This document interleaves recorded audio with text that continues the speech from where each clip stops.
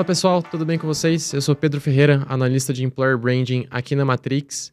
E o episódio que a gente vai fazer agora é sobre geração. Tô aqui com três feras, três magos aí de três áreas diferentes de geração, pra gente bater um papo e falar um pouquinho sobre como funciona essa estrutura de negócio. Então, como vocês sabem, a Matrix é uma plataforma de soluções completas de energia. E hoje a gente vai falar especificamente sobre os nossos modelos de geração de energia. Então, a gente está aqui com o Evandro, com o Rafa e com o Wolf. Vou pedir para vocês se apresentarem, darem um pouquinho do contexto do tempo de casa de vocês, qual que é a sua atuação hoje em dia e, enfim, como vocês estão se sentindo aqui para esse momento. Eu vou começar aqui com o Evandro, que ele está na minha esquerda, a gente faz o L aqui na mesa. Na mesa, tá? Exatamente. O tema é um pouco diferente, é profissional. Vai lá, Evandro, com você. Mas vamos lá, eu tô na Matrix, obviamente, desde o início, desde a fusão. Eu cheguei um pouquinho antes da fusão, mas basicamente a gente está aqui desde 2022, né? Desde o princípio, diretoria de implantação, mas a gente fez de tudo um pouco, né? Então, nesse tempo que a gente está aqui desde 2022, depois da fusão, mas, obviamente, engenharia e projetos e implantação. Legal, perfeito. Vai lá, Rafa, com você. Opa, bem, eu estou aqui na empresa também desde a fusão, né? A gente oriundo aqui, nós três somos oriundos do pré-fusão, enquanto as empresas não faziam parte da Matrix, tá? Então, sempre trabalhei na área de energia, no início muito voltado para fins financeiros, fui migrando para a área comercial e hoje atuando em diversas frentes, seja geração, comercialização, estruturados, enfim. Já passei por alguns pedaços dentro da Matrix já. Legal. Você, Wolf? Também, como já foi adiantado pelos colegas, estou desde aí 2022, né, no período da fusão, a Matrix com a Proton. Cuido da área de operação e manutenção, todos os ativos de geração, em breve até os outros ativos, né, na parte de cogeração e BES atuando na parte de operação. E a gente, né, momento que o ativo entra em operação, toda a responsabilidade do dia a dia das usinas são com a minha equipe. E né, antes do projeto existir, né, na fase de desenvolvimento, toda a estratégia de como vai ser feito e quanto vai custar para manter aquele ativo também é a nossa equipe que trabalha com isso. Legal. O legal dessa mesa aqui é que a gente está bem completo, né? Então, assim, a gente tem toda a cadeia aqui de geração.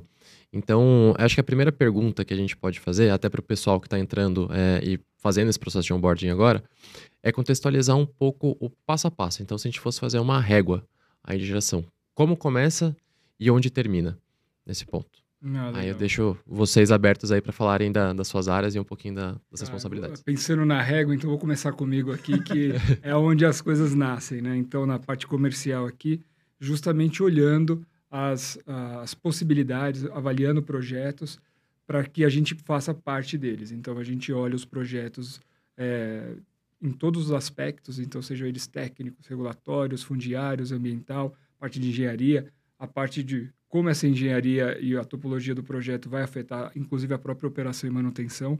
Então, são diversos times dentro da área de geração que olham para esse projeto para ver se ele é viável ou não, se vale a pena ou comprá-lo ou implantá-lo. Tá? Então, nesse primeiro momento, a gente tem um time muito multidisciplinar, tá? Que atuando nessa avaliação e ele vai seguindo passo a passo, né? Então, o primeiro passo é igual um namoro, né? Você pega na mão, depois você leva para o cinema, enfim, até que um dia você casa. Então, quando a gente casa, é justamente quando a gente faz a aprovação do projeto junto ao acionista. Ele falou, olha, topamos ir para frente com esse projeto. Então, e aí, depois desse time todo participar do próprio desenvolvimento, passa-se as etapas justamente de colocar ele de pé, que aí passa para o nosso time do nosso amigo aqui, Evandro, que é a parte de implantação. Perfeito. Ou seja, eu sou o casamento. É o padre. Eu gosto tanto disso que eu já fiz algumas vezes. Então, o triste é o seguinte, ele é o casamento. Aí sabe aquele tempo depois que começam os problemas? Aí Eu acho que nessa corrida de revezamento, né, realmente a área de desenvolvimento ela passa o bastão para quem vai implementar, né? E aí, obviamente, o desafio é grande. Normalmente, a gente tem um CAPEX com montante de investimentos bastante alta, a responsabilidade é boa. E, obviamente, tem muito serviço de campo, porque a obra se faz no campo, né? E aí, durante a obra, a gente, obviamente, tem que administrar um sem número de frentes, um sem número de empresas e avaliar o risco também. Mas eu acho que nessa corrida de revezamento, aqui na Matrix, a gente tem feito... Quer dizer, obviamente é uma corrida, sim, de revezamento, mas não é uma corrida de revezamento que o Rafa começa sozinho, ou chega para mim e depois eu passo para o Wolf. Não. É uma corrida de revezamento que a gente treina junto, né? Claro, na área de desenvolvimento é o Rafa, que é o responsável. Na implantação, obviamente, eu sou o responsável. Mas a hora que a gente termina de construir, sempre a última milha existe. Ou seja, sempre existe a última milha do Rafa para a implementação. Existe a última milha da implementação para a operação. Essa última milha é tranquila? Claro que não. Mas ela existe, né? Então, obviamente, a hora que a gente faz o comissionamento e a obra tá pronta para gerar, que é o nosso caso, aí o último bastão e aquele que dura mais tempo é o Wolf. O Wolf. Dá seu relato dos fatos aí, Wolf. Então, a parte de operação e manutenção, né? Eu acho que usando um pouco as palavras que o time usou aqui, né? O Rafael vai lá, né? O desenvolvimento, vamos dizer assim, é quando a criança nasce, né? O projeto vai nascer. Na mão do Evandro, essa criança vai crescer, né? Vai ficar adulta e vai virar, vamos dizer assim, um membro útil da sociedade. E dali para frente o OIM toca. Então, nasceu, cresce, no OIM morre. Não. Nosso trabalho é fazer... A gente tenta fazer que não morra. O nosso papel, né, é fazer com que esse projeto, né, produza da melhor forma possível, né, no nosso caso, que é ramo de energia, produzir o máximo de energia possível dentro de um custo previsto e controlado e, brincadeiras à parte, não deixar o projeto morrer, né? Ele continuar sendo competitivo ao longo de toda a vida útil, que pode passar dos 20, 30 anos, né? Então, é um serviço que, geralmente, né, na forma que a gente trabalha, a gente não pensa assim, a gente vai tocar esse projeto, ele morre. Então, não, é como se fosse um projeto quase que perpétuo. Não temos um caso hoje, um projeto que chegou no final da vida útil, mas o plano, com certeza, quando estiver próximo, cara, como é que eu faço essa usina que tem 20, 30 anos, durar mais 30? Então, é um negócio que a gente precisa estar o tempo todo antenado no que está acontecendo para você buscar uma solução que seja mais eficiente, porque todo dia surge uma solução nova, né? A gente está falando de solar, a gente está falando num futuro, né, que a gente trabalha aqui de eólica, sempre tem tecnologias novas. E o nosso dia a dia é isso, é manter o projeto no seu melhor estado, melhor status, sempre vendo o que está rolando no mercado. Legal. Quantos projetos que vocês estão trabalhando hoje? É pouquinha coisa, né, que vocês estão fazendo. Eu vou perceber já aqui. Vamos lá, a gente está construindo, ao todo são 30 GDs, né? Que são solares, né? Pequenos UFVs. A gente agora vai mesclar GD com BESS também. Então, tem um desafio aí pela frente de implantação e de montagem do projeto. E, obviamente, tem os projetos que a gente já está na carteira de desenvolvimento faz algum tempo, que estão aí quase pronto para construir e a gente vai levar a empresa para a nova etapa. Legal. Exatamente. Então, hoje a gente tem dentro de casa alguns projetos de geração distribuída ainda por se fazer. Então, dentro da nossa expectativa é que a gente construa alguns outros projetos. Hoje, falando em números, deve ser aproximadamente 15 que estão sob avaliação. Não necessariamente a gente vai fazer os 15. E de geração centralizada, a gente deve ter uns 5 clusters diferentes, com projetos diferentes, dos quais 2 estão muito próximos de serem implementados. Tá? Então, a gente está em vias de trazer para aprovação e começar a geração centralizada, né, que é dentro da Matrix, que ainda não existe. Né? Muito em breve, a gente deve ter esses 2 projetos em operação. Legal, muito bom. E você, Wolf, cuida toda a operação, né, das usinas que já estão funcionando. Exatamente. Hoje, geração distribuída, nós temos... mais ou menos 7 plantas que já estão com a gente aqui. 7 não, na verdade, 8 plantas que estão conosco na parte de geração distribuída, mas a gente atua também nas GCs pré-fusão.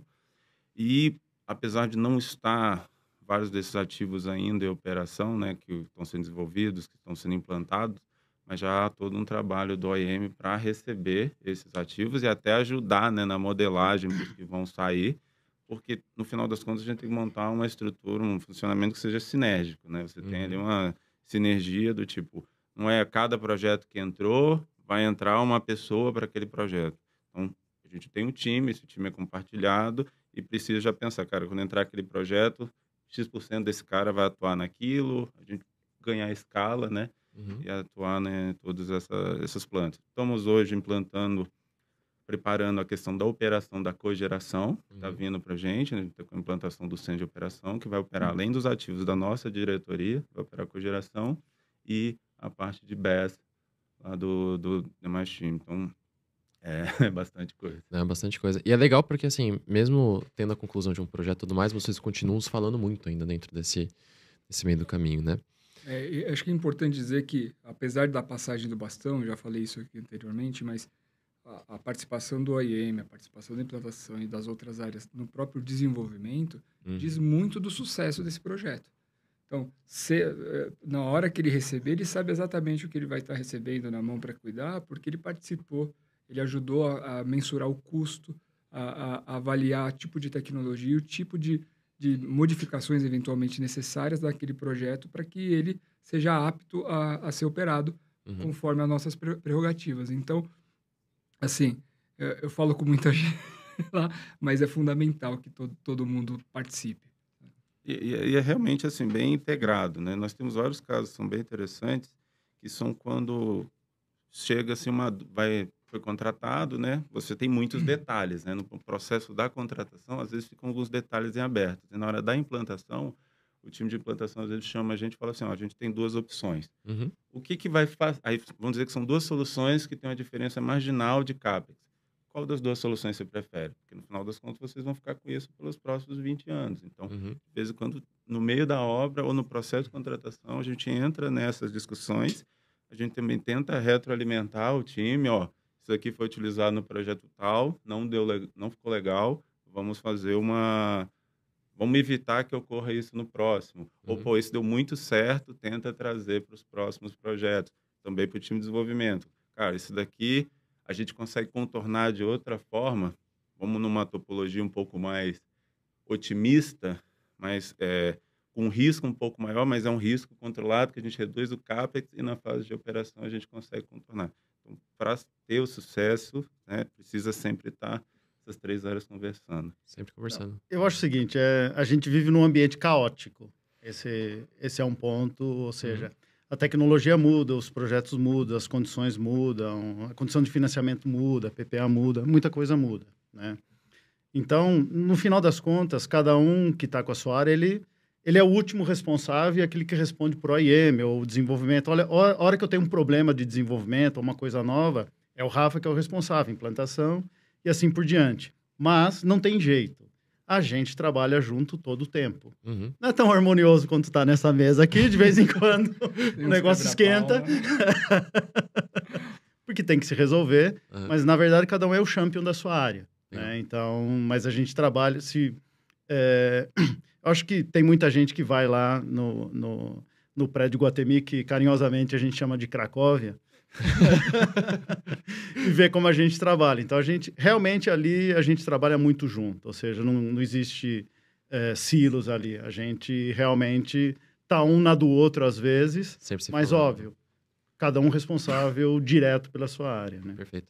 Para você que está assistindo, a gente está chegando agora, a gente tem nesse momento 2 unidades, tá? 2 escritórios. Então a gente tem o São Paulo, que fica numa parte da Faria Lima, fica um de frente com o outro prédio, né? Então a gente tem o São Paulo e tem o Iguatemi. O pessoal aqui, eles ficam no Iguatemi. E aí tem uma outra parte do escritório que fica dentro do São Paulo. Então, agora vocês entenderam a referência da Cracóvia. E a gente ama a Cracóvia. Cracóvia é legal, cara. São todos muito bem-vindos da Cracóvia. Muito bom, gente. Vamos mudar um pouquinho a ordem aqui das perguntas e aí utilizar esse mesmo gancho que a gente estava conversando, já que são projetos longínquos, enfim, vocês estão sempre conversando. Como que vocês fazem para ficar sempre atualizados com aquilo que está acontecendo dentro desse mundo de geração? Então, eu anotei aqui algumas coisas. Então, por exemplo, com módulos solares cada vez mais eficientes e modernos, aerogeradores, inversores diferentes, esse tipo de coisa aí que está sempre surgindo. Então, como que vocês fazem? Como que é o processo para estar sempre ali na crista da onda? Enfim, estar sempre atualizado com os seus processos, as suas respectivas áreas e aquilo que cada um está fazendo? Eu acho que tem uma coisa que a gente faz muito, e nós três fazemos, e a área toda, a gente conversa muito com o mercado. Uhum. Então, não tem como você identificar qual que vai ser a nova tecnologia se você não conversar com o mercado. Por exemplo, de módulo solar, por exemplo, hoje já existe uma nova tecnologia. E a gente está conversando com o fabricante. Inversores têm uma nova tecnologia já, aerogeradores e assim por diante. Uhum. Então, não tem como você fazer isso sem conversar com o mercado. Ou seja, todo mundo aqui dedica uma parte do seu tempo para conversar com o mercado. Não tem jeito, né? Se você não fizer isso, você nunca vai estar up-to-date com o que está acontecendo. Acho que a grande questão é essa. E a nova tecnologia não vai vir da gente, vai vir do mercado. Então, eu acho que para tá em linha com o que está rolando e o que vai rolar, principalmente, é esse contato que a gente tem com o mercado. E o mercado ele não se resume aos fornecedores de equipamentos. É claro que eles, sem sombra de dúvida, são indutores de trazer as novas tecnologias, mas também relacionamento com outras empresas de geração, eventualmente concorrentes ou parceiros. A gente não trata como concorrentes, trata como parceiros. Então, esse acesso ao mercado, participar, se atualizar, é algo que é constante dentro da área de geração. Então, seja atualização por meio de cursos, eventos, seja fazendo reuniões junto aos fornecedores ou até mesmo interações com outros players de mercado. Tá? Uhum. Então, isso é constante e tem que existir. Inclusive, para fins de desenvolvimento, a interação com os players de mercado é o que trazem os novos negócios. Então, no meu caso, ela é um pouco mais forte ainda do que em outras frentes. Legal. A gente, lá na parte de operação e manutenção, um mapeamento que a gente utiliza muito é aquele benchmarking com outras empresas. Porque quando você vai ali para operação e manutenção, aquela visão do tipo assim, eu tenho uma estratégia aqui única e secreta que meus concorrentes não podem saber, não é sinceramente uma saída muito inteligente, é uma saída meio burra. Uhum. A saída inteligente você vai lá, vê como o cara está fazendo, compartilha como está fazendo, ele te ensina como ele está fazendo, você tem ali você abre um canal, que até se quebrou uma peça que você não tem, você liga para o cara, não, me empresta aqui, e você vai fazendo parcerias estratégicas com outras empresas do mercado na região, e você vai vendo o que ele faz de melhor, a melhor técnica que ele utiliza, e você às vezes até se surpreende, cara. A gente teve um benchmark, não vou citar nomes, a gente falou com empresas do ramo de energia que eram muito maiores do que a nossa, e a gente foi aprender, cara, como é que vocês fazem performance? E a gente viu nos dois casos, por exemplo, que a gente estava muito à frente dos caras, a gente voltou aprendendo alguns ajustes, o grosso a gente estava à frente, foi uma injeção até de autoestima na equipe que falou assim, achei que a gente estava deficitário em muita coisa, e não, a gente estava bem melhor, com uma estrutura mais enxuta, e foi bem bacana, mas tiramos outras informações do ponto de vista, como fazer uma capina. Hoje você pode botar um cara com roçadeira, você pode botar... Espero que o Rodrigo não veja esse podcast. Pode botar um carneiro lá. Pode botar um robô. Pode botar um tratorzinho. Você pode ver várias estratégias e você conversa. Imagina, você gastar, sei lá, 100 mil com um trator e não funcionar. É melhor você ir, por exemplo, num cara que tem e aí tá funcionando bem. Uhum. Esse do carneiro mesmo, a gente tem uma história que é engraçada, que é o cara... Brother, nossa, ele não vai ligar a gente contar essa história. Ele falou assim, cara, botamos carneiro lá na usina, 100 carneiros, aí mostrou pra gente, mostrou o curral que ele fez dentro da usina, uma coisa apaixonante, porque tinha uns carneirinhos filhotes, achou aquela coisa mais linda. E você tá gostando? Bom pra caramba e tal. Falei, cara, e quanto que reduziu a sua capina? Então, não fez diferença nenhuma. Mas, é bonito, né? É bonito. Mas por que você acha que não deu certo? Porque a gente tem 100... Mas para aqui, para dar vazão, que a princípio você ter 500, mas 100 já está dando muito trabalho. Então, imagina, se eu monto toda a estratégia, encho lá de carneiro, você tem um gasto e tal, depois vê que deu errado. Claro, a gente tem que arriscar algumas coisas, mas se você já tem uma experiência no mercado bem-sucedida ou mal-sucedida, já serve para aprender. Não precisa necessariamente comprar 500 carneiros direto, né? Exato. Você pode perguntar para alguém como tem sido esse processo. Exato. Vou fazer mais uma pergunta geral e depois eu queria entrar um pouquinho mais dentro da atuação de cada um de vocês. Então, o que vocês acham mais incrível de estar dentro dessa diretoria que vocês têm, dentro da atuação que vocês fazem, né? É aquilo que dá frio na barriga de vocês. Então, cara, é colocar um novo projeto no ar, é começar a fazer toda a parte de estudo de mão de obra, enfim, estudo de materiais. É participar de um evento e fazer novas conexões. É comprar 500 cabritos e colocar dentro de uma usina. Cabrito dá ruim, isso é moda. Esse é carneiro. Carneiro, desculpa, carneiro. Então, o que vocês têm mais esse frio na barriga e mais brilha o olho, assim, de vocês dentro desse pilar de negócio que a gente tem?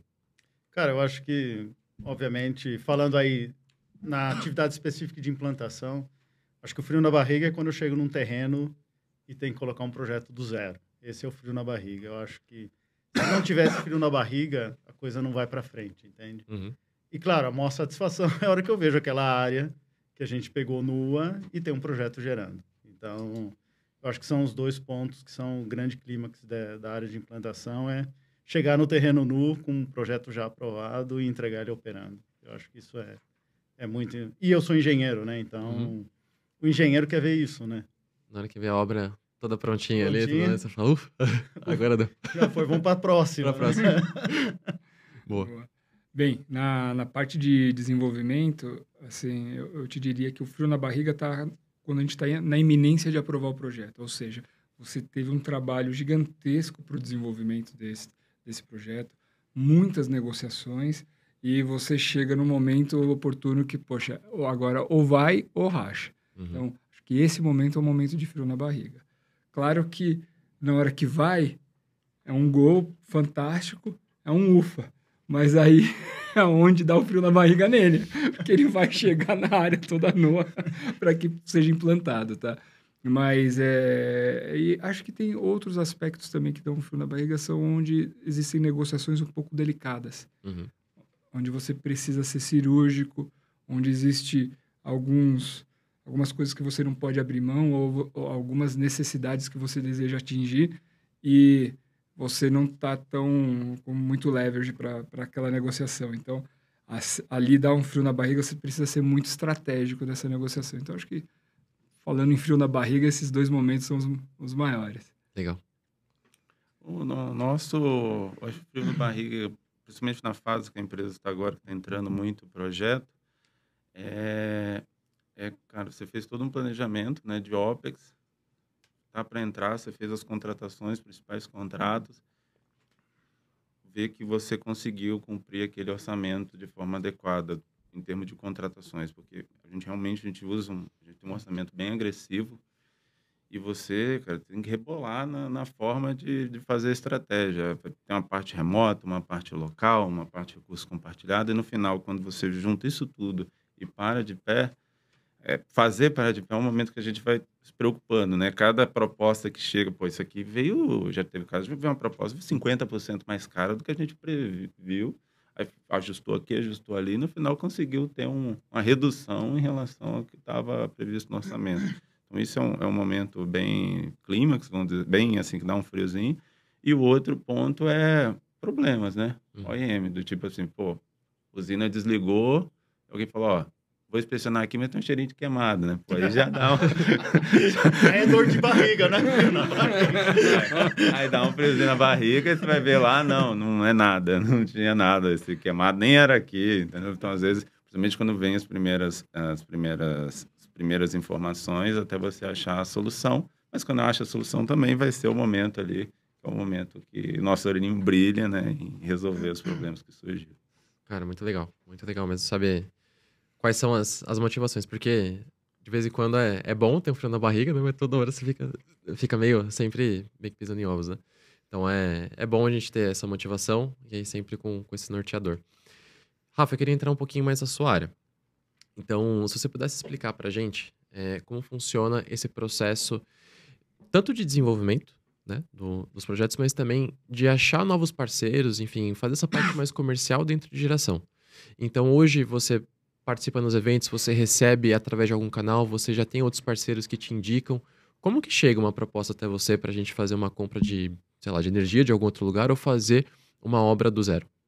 Olha, aparece de tudo quanto é jeito. Assim, não tem uma cartilha pronta, mas sem sombra de dúvida, você estar disponível e acessível ao mercado talvez seja o fator preponderante. Você não é uma atividade que você pode se esconder dentro do escritório e fechar a porta e ficar lá dentro. Então, você precisa se expor. Então, e a maneira com que chega, são das mais diversas. Então, por relacionamento, então, como a gente faz relacionamento e você tem relacionamentos de longa data, então você consegue acessá-los e as pessoas te acessar sabendo exatamente aquilo que você está fazendo para trazer as oportunidades.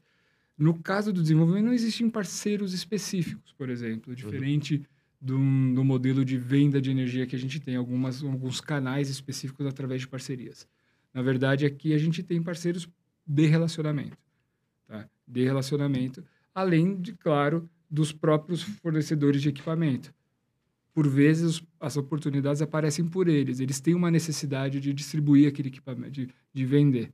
Então, ele já vem com uma outra oportunidade também junto na mão, tentando fazer um mix. Vide um projeto que está muito próximo de ser implantado. Então, eu te diria, eu não deixaria uma cartilha, não. Eu acho que o ponto principal é você estar acessível, né, e se colocar à disposição.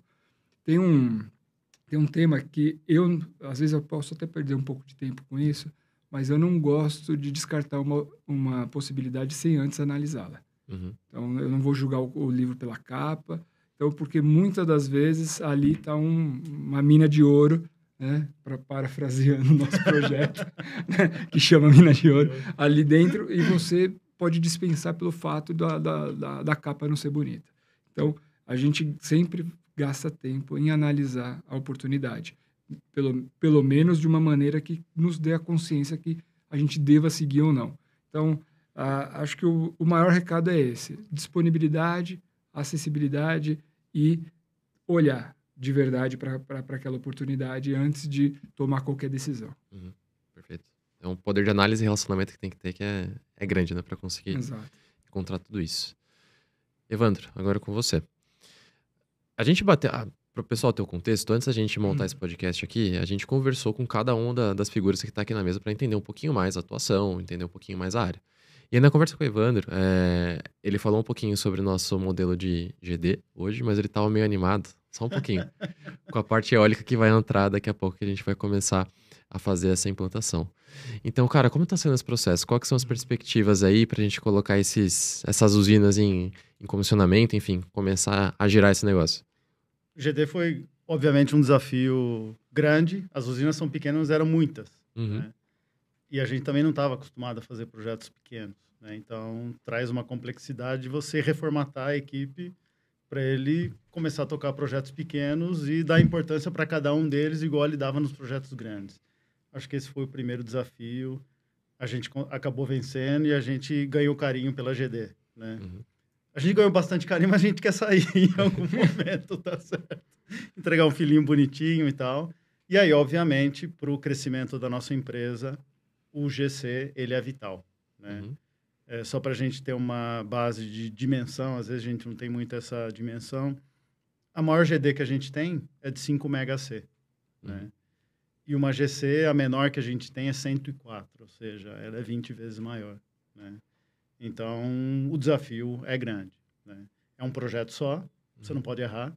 Se você errou em 30 GD, você errou uma ou duas, você tem salvação.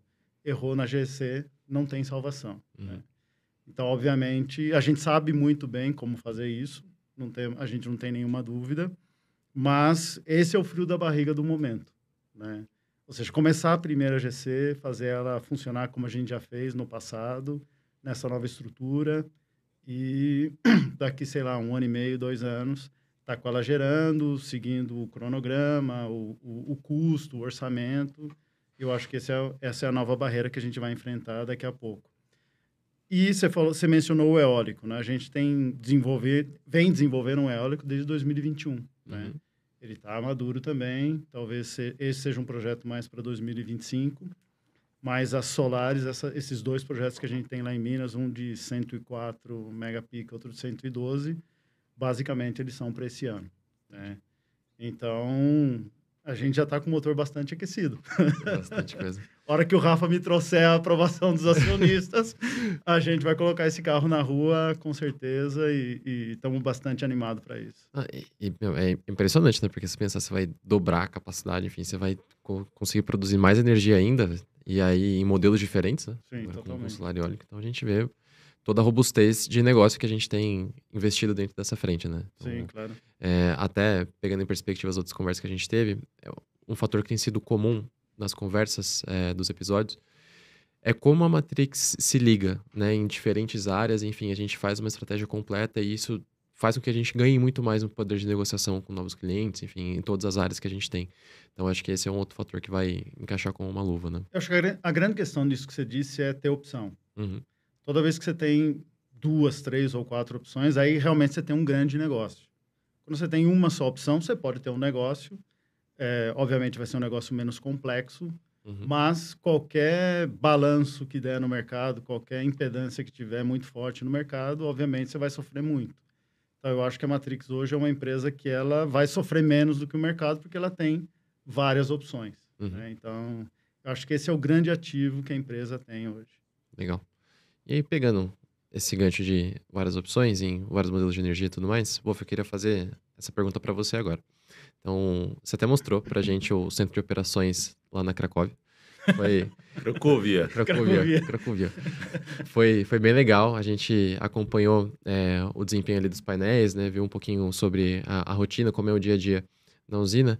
Cara, qual que é o principal desafio de você fazer um monitoramento tanto em loco, ali com os técnicos, enfim, com os funcionários que estão no dia a dia na atuação, mas de forma à distância também, como a gente faz hoje? Perfeito. Hoje, pensando, acho, dando até um passo atrás, assim, pensando na GD, né, os projetos eles são pequenos, né, e são pulverizados, né. Hoje os nossos projetos que estão hoje aprovados em operação e construção, eles estão distribuídos em 7 estados, né. E alguns desses estados, como o Mato Grosso, não é um estado, né, é um país aquilo.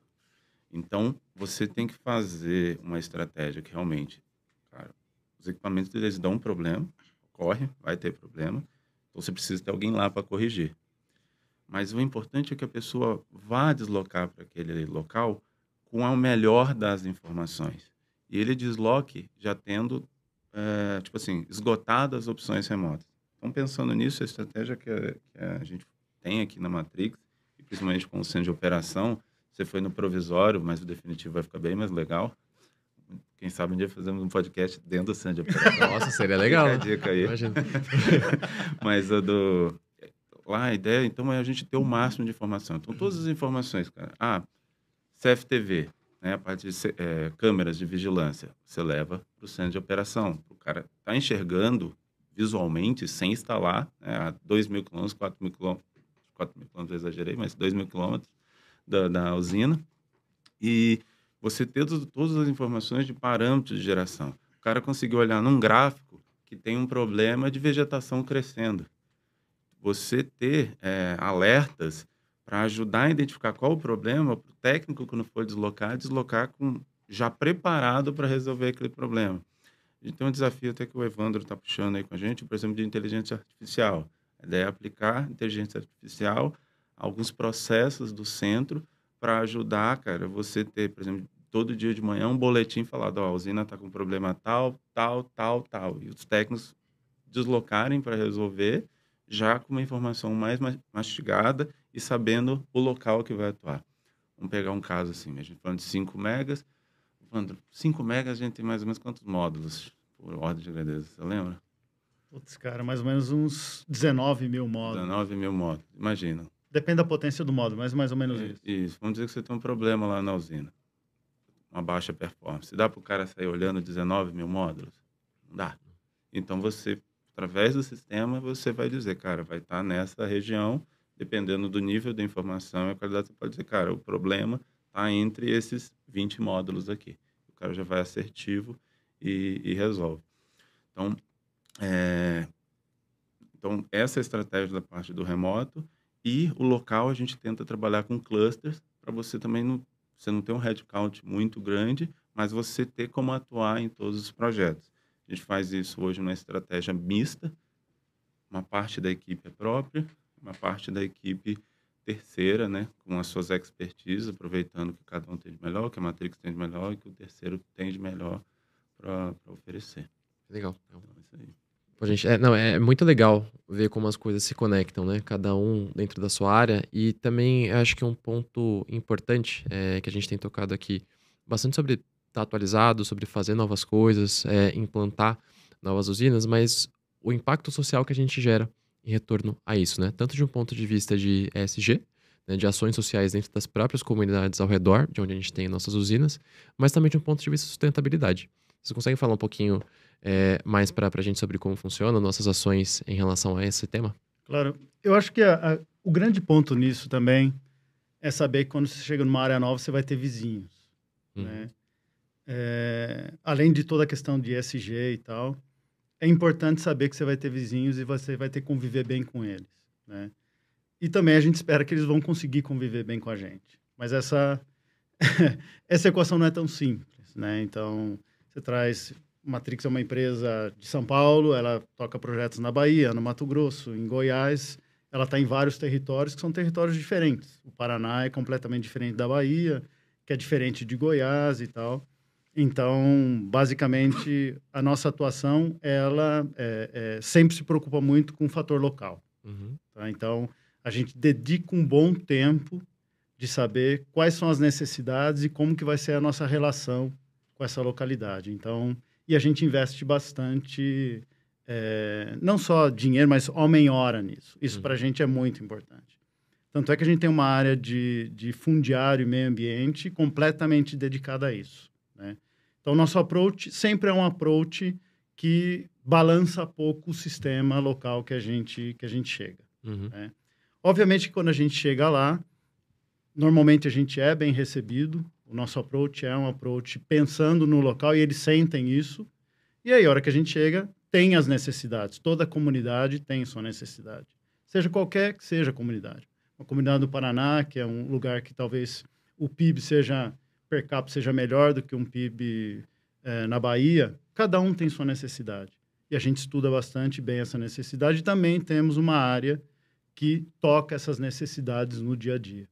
Então, eu acho que o grande chave da Matrix, do jeito que ela atua, a gente entende bem a comunidade local, chega devagar, a gente não chega impondo o nosso estilo, porque o nosso estilo é um estilo nosso, não é o da comunidade. A gente se associa à comunidade, vai tocando o projeto em harmonia e, obviamente, a gente atende aquilo que a comunidade precisa e necessita, e a gente também cria com eles programas especiais para atender cada uma das necessidades dele. Eu acho que, em termos de sustentabilidade, a empresa ela tem que ser sustentável desde o início. Uhum. Né? Se ela for sustentável só por uma obrigação, isso aí não vai funcionar. Né? A comunidade, ela sente. Né? Então, eu acho que a gente é bem recebido por causa desse approach de tentar ter uma convivência de longo prazo da melhor maneira possível desde o princípio. Isso não quer dizer que isso seja fácil, Uhum. tá certo? Então, a gente enfrenta dificuldades e a gente vai vencendo uma a uma, com bastante diálogo e com proximidade. Perfeito. Eu acho que esse é um ponto muito importante, né? Porque... E aí eu me coloco dentro desse pacote. Mas acho que quando a gente fala em implantar uma usina e fazer uma obra, a gente não pensa nas consequências ao redor. E aí saber que a nossa organização, né? Que a gente tem um olhar específico para isso, em como essas rotinas vão ser afetadas, aquilo que a gente pode fazer para viver de forma harmoniosa, né? E ter esse convívio no mesmo espaço, eu acho que isso é fantástico. Não adianta ser só sustentável na fonte de energia, né? Tem que ser sustentável também dentro do ambiente que a gente está. Então, acho que isso é perfeito.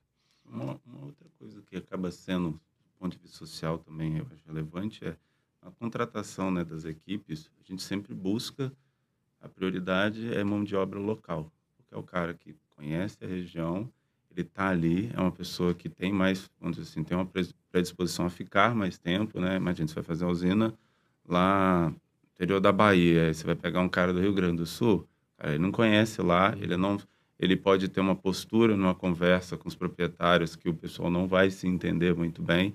Então, a gente procura sempre trazer pessoas da região para ser contratado, né? Você gera emprego para a região, o cara fica em casa, fica perto da família. A gente tem um caso interessante que é um responsável por uma usina nossa, que o cara morava no Rio, mas é natural da Paraíba. A gente construiu a usina e ele hoje cuida da usina e pôde voltar a morar com a família dele. E mega feliz, né? Porque está próximo, né? Onde foi criado. E outra coisa é os fornecedores. GD IGC, né? Você não faz uma usina solar de solo na Faria Lima, você não faz uma usina de solo, infelizmente, em Fernando de Noronha, mas você faz nos lugares meio isolados. Então, você precisa criar fornecedores na região. Então, muitas vezes, a gente está com um trabalho bem bacana aí com o time de segurança do trabalho, de capacitar os fornecedores para que eles tenham toda a parte de documentação regulada, já bem correta, ajustada, para você contratar uma empresa daquela região, você gerar emprego ali. Você vai ter um custo mais competitivo também, né? Somos uma empresa, você tem um custo mais competitivo, você não está trazendo um cara de outro lugar para ir lá fazer o serviço, e você tem um atendimento mais rápido, e, cara, você é mais um, vamos dizer assim, é mais um stakeholder apoiando aquele projeto ao longo da vida útil dele. Então, isso além de parceria com escola, tem muita visita em escola, para apresentar o que é uma usina solar, para conhecer a escola, a universidade. Às vezes até alguns órgãos de classe realizam essas visitas também. Não, bem legal. É a junção do desenvolvimento com a promoção social, né? Então, Sim. isso é super importante. Vou fazer só o corte aqui, aí eu faço a pergunta porque eu vou jogar um pouco mais para cima, tá? Tá, vamos lá. Então, a gente estava falando um pouquinho também de inovações, aí citei alguns exemplos de novos painéis solares, moduladores e tudo mais. Como que a tecnologia tem ajudado no processo de geração de energia? Tem aparecido outras coisas dentro desse universo que tem impactado positivamente? Como vocês conseguem atribuir novas tecnologias aos processos de vocês de geração? Vamos lá. Eu acho que a tecnologia... Eu queria dividir em dois, porque elas se modificaram de formas diferentes, né? Você tem o solar. Para você ter uma base, há, sei lá, 9 anos atrás, um módulo ele ia de 200 watts a 325, mais ou menos, né? Ele tinha uma eficiência, né, menor do que os módulos que tem hoje. Ele só gerava numa face. Hoje os módulos geram nas duas faces, né? Então, você imagina o cara que estava implementando um projeto lá em 2015, pega um módulo que é monofacial, ele só gera num lado da face, não do lado de trás da face. Num módulo de, sei lá, de 325 watts. Comparado com um módulo que hoje é de 700 watts, ele tinha que pôr o dobro de módulos. Então, ele tinha que encaixar o dobro de módulos para chegar na mesma potência, né? Então, você imagina esse cara que implementou esse parque lá atrás, ele está operando hoje, né? A hora que quebra um módulo desse, se ele não tem o spare parts, como que ele faz? Então, eu acho que a tecnologia ela tem avançado muito, muito rapidamente. Obviamente, não tem como falar de tecnologia no nosso setor, tanto eólico quanto solar, se a gente não falar da China, né? E a China, ela tem uma capacidade de produção gigantesca. Por exemplo, tem fabricantes de módulos que produzem 60 GB por ano. O Brasil tem por volta de 190 GB de capacidade instalada em toda a sua história, né? Então, você tem um fabricante que ele é capaz de produzir 1/3 da capacidade total instalada do Brasil. Então, saber ou prever mais ou menos como vai ser a tecnologia daqui 2 anos já não é mais suficiente, né? Então, você tem que dizer o seguinte: o módulo, ou o inversor, ou os equipamentos, ou até a forma com que a gente instala esses equipamentos, eles vão mudar ao longo do tempo. O que a gente vai fazer ao longo desse tempo, daqui 10 anos, quando o módulo não for mais de 700? Sei lá quanto que vai ser o módulo, 900, 1.000, ou pode ser até um módulo de 700 com o dobro de eficiência. Como é que a gente vai fazer lá na frente para manter o nosso projeto operando? Isso a gente já enfrenta hoje, né? Então, eu acho que a Matrix, como um todo, ela começou a trazer cabeças para pensar além das nossas cabeças. Eu acho que esse foi o grande processo, e a tecnologia nos forçou a ter estratégia e a ter soluções das mais variadas que a gente não pensou no momento, porque também não dava para pensar, porque a tecnologia não existia, né? Então, eu acho que a grande questão da tecnologia hoje a gente vai implementar algo que vai mudar lá na frente, vamos preparar a empresa para conseguir enfrentar esse desafio lá na frente da forma mais eficiente possível, e mais do que isso, conforme a tecnologia for se modificando, a gente já sabe que ela está modificando, e a gente vai enfrentar esse desafio lá na frente, já no dia de hoje, a gente tem que se preparar para como que a gente vai enfrentar o desafio, sim, da mudança de hoje daqui 5 anos. Né? Então, eu acho que essa questão tecnológica fez com que a gente realmente... Se tem uma coisa interessante na área de geração é que não existe área de conforto na geração. Você entrou na área de conforto, a tecnologia já te tira da área de conforto. Né? Então, ter cabeças pensantes além das nossas, esse é o desafio e é isso que a gente está fazendo hoje em dia. Né? Por isso que eu disse para você, se vir para a geração, tem que saber atuar num ambiente caótico. Né? E a tecnologia trata de mexer esse ambiente caótico e fazer com que a gente se mexa dia a dia. Né? E a hora que a gente fala de tecnologia eólica, as máquinas hoje, uma pá, antigamente era uma pá pequena, né? Sei lá, era uma pá de 30, 40 metros. Hoje você tem pá de 105 metros, 120 metros. Então, você imagina como que é içar um equipamento desse, como que é transportar um equipamento desse, né? E a tecnologia não para, ela não pode parar, né? É a mesma coisa, ou seja, putz, eu coloquei um parque eólico hoje, né? Será que a pá que fabrica hoje vai continuar fabricando lá na frente? O que a gente vai fazer? Então, essa é a grande questão. A tecnologia tirou a gente desse lugar comum e não existe mais lugar comum para a gente.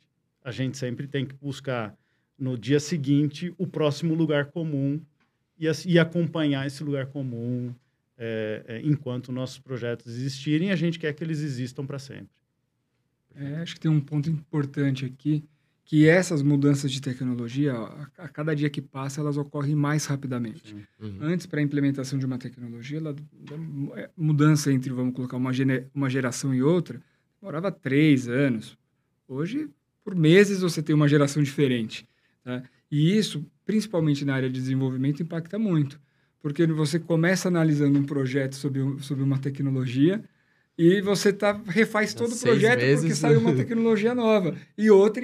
E você precisa... Claro, no momento da decisão, provavelmente a gente está na vanguarda mesmo, está ali no mais atual possível, mas é importante que o dimensionamento, a maneira com que ele vai ser concebido, respeite novas inovações no futuro. Porque, eventualmente, quando esse projeto estiver em operação, ele pode substituir um módulo por um outro que é possível substituir, mas com uma eficiência maior. Como é que a gente consegue trazer essa flexibilidade para o projeto? Então, a gente tem que sempre pensar dessa forma. Tá? Então, parece que é retrabalho, mas não é. Na verdade, cada ponto que você passa e, de repente, tem uma tecnologia, você só está evoluindo. Você não está dando um passo para trás. Você está dando para frente, trabalhando mais um pouquinho, mas você está sempre evoluindo em cima do projeto. Arar o campo já pensando na próxima colheita, né? Totalmente. É isso aí. Perfeito. Muito bom. Complementando, acho que hoje a gente tem 2 exemplos interessantes de novas tecnologias e existe tanto a questão da tecnologia, mas ela tem uma interdisciplinaridade, por exemplo, do ponto de vista regulatório e comercial, que você tem uma tecnologia nova, uma solução nova, ela cria novas opções, isso cria novos produtos, né, a serem comercializados, e tem um desafio disso, tem que encaixar dentro de uma regulação existente. Então, o Evandro conhece bem essa curva, por exemplo, nosso projeto Mina de Ouro. Qual era o tamanho da máquina do projeto original? 4.2. Não, eu acho que o original era 3. 3. E a gente está indo hoje para máquina de... Hoje a gente estuda com máquina de 7. A gente fala de eólico, fala de solar, mas e se a gente montar uma híbrida? Que hoje existe essa possibilidade. Você vai botar uma solar e uma híbrida. Você tem uma complementariedade de curva. Como essas coisas vão funcionar, você vai montar a eólica, vai montar o projeto e ele tem que ser compatível com a solar, que vai encaixar. Eu quero fazer essa complementariedade e corrigir ainda para um BES, porque talvez o Rafael tem um cliente que ele quer lá uma energia flat, ele vai pegar a eólica com a solar e vai fazer o ajuste de curva com BES. Então, tudo isso, né, são que as novas tecnologias ajudam a gente, assim, cria de desafio, né, mas é uma ajuda também, né, de produtos. E na parte, assim, construiu, está lá operando, Eu acho que 2024, né, século XXI, uma palavra que a gente ouve muito é dados, né? Dados, tudo tem dados. E todos esses equipamentos são equipamentos que, cara, geram muito dado. Então, um desafio que a gente tem na fase de operação é, cara, como coletar o máximo desses dados. Isso, os equipamentos mais modernos ajudam, que cada vez os equipamentos são mais inteligentes, com mais informação. No passado, sei lá, você tinha lá do equipamento, a única informação era quanto que ele estava gerando, porque o objetivo dele é gerar, a única informação que eu preciso é quanto está gerando. Não, você precisa, sei lá, como é que está a temperatura interna dele. Sei lá, você tem 10 equipamentos e um está muito mais quente, aquele vai entrar em falha. E você antecipa a correção. Então, hoje a gente trabalha em puxar o máximo de dados possível, seja da solar, seja da eólica. Um segundo passo é trabalhar com esses dados, mas sempre ter o máximo de dados para você, com as novas tecnologias que estão vindo, principalmente na área de inteligência artificial, entre outros, você conseguir analisar, né? Você ter um data lake ali, uma amostra de dados bem grande para poder tomar decisões no futuro. Além de uso de tecnologias, cara, de termografia, né? Hoje, todos os nossos usinas fazem com termografia via drone. Você cria um roteiro, aperta Enter, o drone levanta, faz todo o mapeamento e volta. Aí esses dados vão para um parceiro nosso que tem um sistema inteligente que ele identifica e fala, tal módulo está com ponto quente, tal módulo está com buraco. Ele identifica muito. Drone, o nosso time também faz, sei lá, mapeamento topográfico 3D do terreno, né? Identifica vegetação, identifica uma árvore específica que tem uma certa restrição, erosão, quanto que o Evandro vai gastar no corte a aterro, né, através dessa topografia. Isso é tudo tecnologia. Imagina no passado a gente botar lá um topógrafo fazendo isso para GD, né? Ia ser inviável. Então, a tecnologia está em tudo, né, que nós fazemos hoje aqui. E eu acho que acho que a coisa mais nova que a gente tem hoje a gente está começando na Matrix uma área de inteligência artificial, né? E a gente está preparando a empresa, porque a inteligência artificial se baseia muito em volume de dados, obviamente. E a gente está preparando a empresa para esse volume de dados, para a gente ir para a inteligência artificial, mas não como uma moda, não. A gente vai usar a inteligência artificial para gerar resultado para a empresa. Né? Então, esse é algo que a gente tem começado já tem uma área de inteligência artificial na empresa, e eu acho que as tecnologias que a gente está estudando, volume de dados conectado com inteligência artificial, eu acho que é um passo que a gente está preparando e a gente vai dar ele logo. É um super diferencial. Eu, particularmente, é a primeira vez que eu escuto algo relativo à inteligência artificial para essa parte de geração. Então, acho que, assim, já nos coloca também em outro patamar, né? A gente está cada vez mais completo e agora muito mais embasado em dados, né? Então, acho que isso é assim, uma outra ação que a gente vai ter que fazer um segundo episódio desse daqui, né? Porque, assim, ano que vem a gente vai conversar de novo e vai ter um monte de mudança. Mas muito legal saber. Muito legal mesmo. A gente tá chegando no final do bate-papo, infelizmente, porque, cara, se deixasse aqui, acho que dava umas 2 horas tranquilo só de história aqui pra executar de cada um. Então eu queria fechar aqui com uma pergunta pra vocês. Qual seria a dica que vocês dariam pra alguém que tá entrando agora na Matrix e que tá assistindo justamente a esse episódio? Você tá falando para ele vir trabalhar aqui para geração? Ele já tá. Ele pode ser para geração, pode estar entrando agora em outra área. A gente pode até fazer os dois. Vamos lá, vamos fazer um específico para geração, para sua área, mano, que é a pessoa que tá entrando para sua área, e um outro aí para quem tá entrando em outras áreas. Cara, para ele entrar aqui na nossa área, tem bastante pré-requisito. Primeiro, tá acostumado com a Cracóvia, né? Então, isso é brincadeira, mas vamos lá. Ele tem que, obviamente, para nossa área é uma área caótica. Então, isso não quer dizer que a pessoa não tem que ser organizada, mas é uma área caótica. E como toda área caótica, ela é um negócio maravilhoso de trabalhar, mas você tem que estar preparado para isso, né? Então, você tem que conseguir tomar decisões em várias possibilidades, trabalhar com várias possibilidades. Então, quem gosta de acordar de manhã e não saber exatamente aquilo que ele vai enfrentar, vem para a nossa área que vai ser bastante bem acolhido. Legal. E para a empresa por si só é um convite, né? É uma empresa que cresce rápido, é uma empresa que está na ponta de todas as tecnologias, não só tecnologia de engenharia, mas tecnologia comercial. É uma empresa que por si só é um convite, né? e abraçar esse convite com toda a vontade que ele puder, né? E estar preparado para enfrentar qualquer desafio. Perfeito. Muito bom. É isso. Vamos lá, Rafa, com você agora. Bem, acho que eu vou falar de uma maneira mais genérica, não vou dar o caminho das pedras Para mim na minha área, não, mas enfim. Eu acho que, sem sombra de dúvida, o setor elétrico como um todo, eu não vou falar só da Matrix, tem muitos desafios e muitas oportunidades. Quando é que você pensa viver sem eletricidade daqui para frente? O quanto você imagina consumir mais de eletricidade daqui para frente? Então, esse setor, por si só, ele já traz muitas oportunidades. E como o próprio Evandro falou, a gente está na vanguarda aqui. Então, a gente tem, assim, grandes tecnologias, a gente está sempre antenado no suprassumo ali, na crista da onda quanto à tecnologia. Tá? Então, e agregado aos desafios e às oportunidades que o setor elétrico dá, você está num lugar muito bom para conseguir executar e gerar realizações. Então, para você gerar essas realizações, é preciso você estar sempre antenado, estudando, enfim, e abraçando o seu projeto para que ele seja cumprido. Então, acho que ter garra, determinação e estar sempre antenado é o kit do sucesso aqui para se dar bem. Boa, muito bom. Legal. Minha resposta vai ser um pouco... Vou pegar a resposta do Rafael e complementar, que eu acho que isso de você estar antenado em tudo que está acontecendo no mercado mundial, não é só Brasil, é muito importante, porque a gente realmente está num momento de transição. Acho que um dos grandes pontos, cara, o solar já tem criado uma grande transição, né? As renováveis têm criado uma grande transição no setor energético do mundo todo, mas quando você pega o BES, né, ele traz, cara, um mar de oportunidades que não existia, né? Tem aquela velha piada do estocar vento, né, e tal. Cara, o BES é uma forma de estocar vento, de certo modo, né? É uma forma de se pensar isso.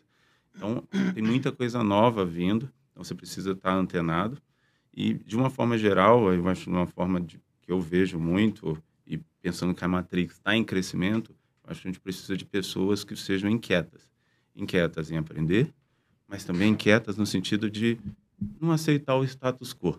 Tá? Elas têm que ser questionadoras. Claro, questionador não significa ser um mal educado, vai chegar lá gritando, todo mundo brigando, mas questionador do tipo, você tem uma opção que você acha que é melhor para a empresa, você tem que ir lá apresentar a sua ideia e vender a sua ideia. Não é... A pior coisa, acho que a coisa mais frustrante, não tem espaço na Matrix hoje, é, por exemplo, dar um problema, acontecer alguma coisa, e falar, eu sabia. Ué, mas por que você não falou?